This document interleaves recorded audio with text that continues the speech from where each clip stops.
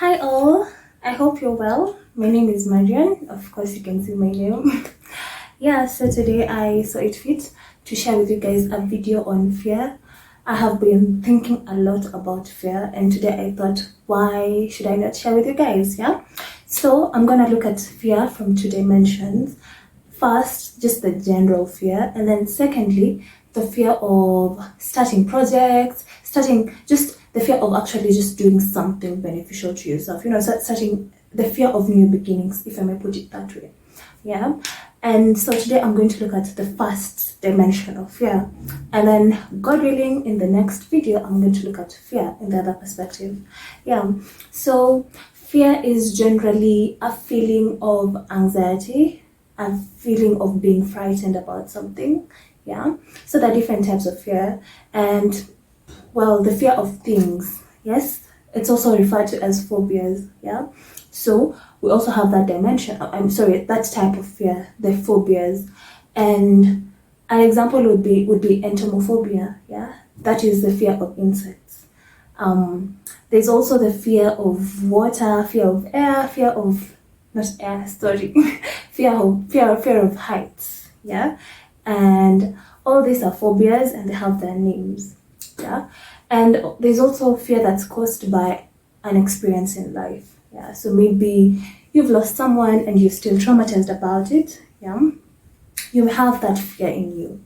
So fear is broad. Fear is really broad.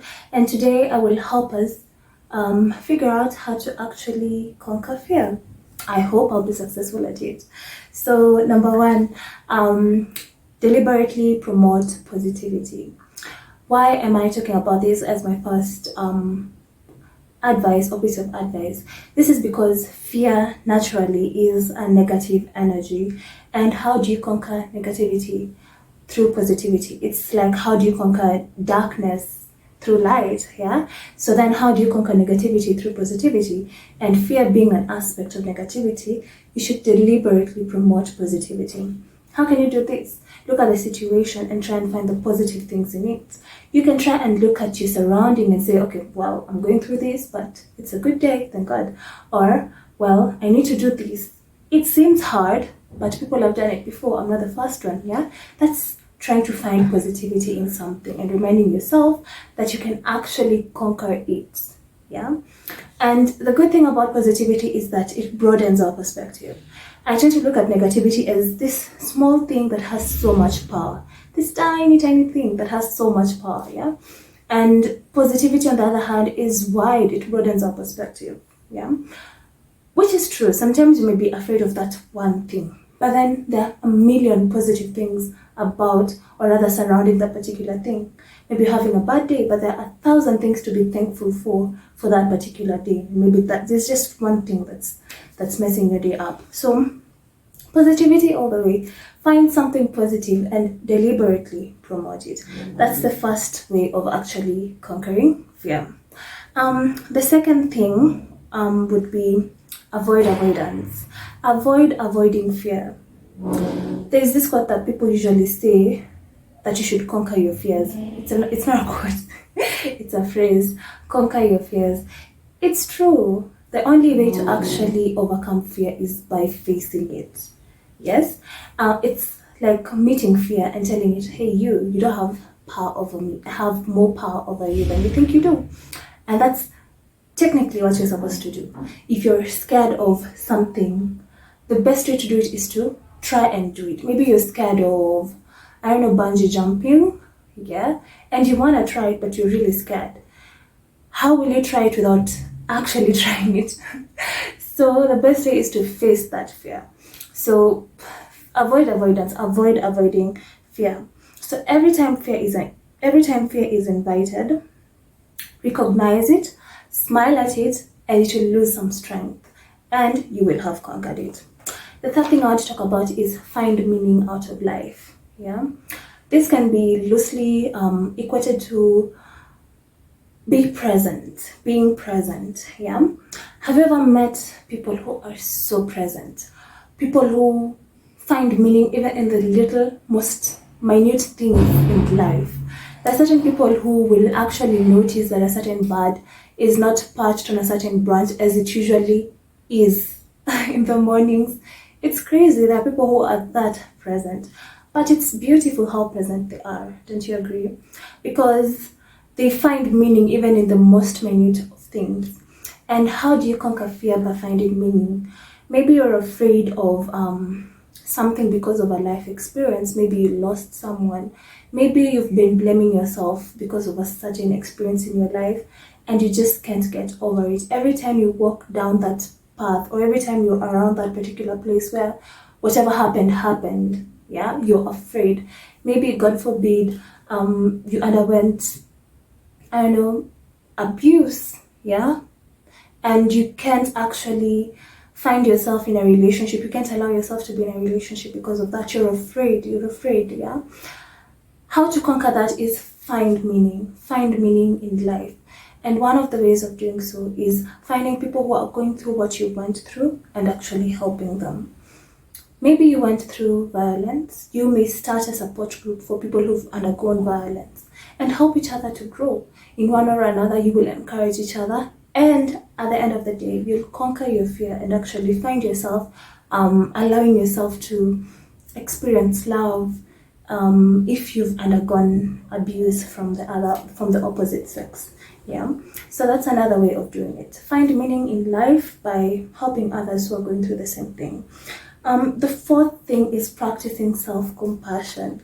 Now, it's funny how we can be the best of friends to our friends, but we can't be the best of friends to ourselves, especially when we're undergoing tough times. Yeah, we find ourselves treating we sort of treat ourselves harshly, and if our friends who are going through the same thing would apply some love and some care, and so practicing self-compassion is so important.